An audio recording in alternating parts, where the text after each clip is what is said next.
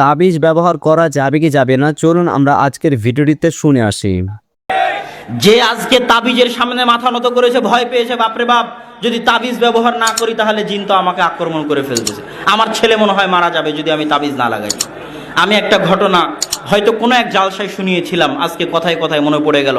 এক বাড়িতে ঢুকেছি, তো সেই বাড়ির একটা ছোট বাচ্চার গায়ে তাবিজ আছে।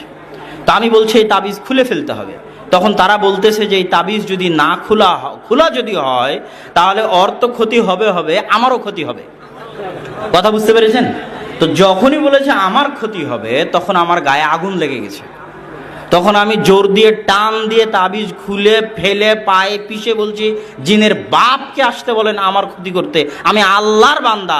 আর ওই জিনেরও সৃষ্টিকর্তা আল্লাহ, একটা পিঁপড়ার সৃষ্টিকর্তা যেমন আল্লাহ। আর আল্লাহ বলেছে ইন্নাল্লাহা আলা কুল্লি শাইইন কাদির, আল্লাহ সব কিছুর উপর ক্ষমতাবান, ওই জিনের উপরও আল্লাহ ক্ষমতাবান। আমি যখন আল্লাহর বান্দা তখন আমার কোনো ভয় নাই।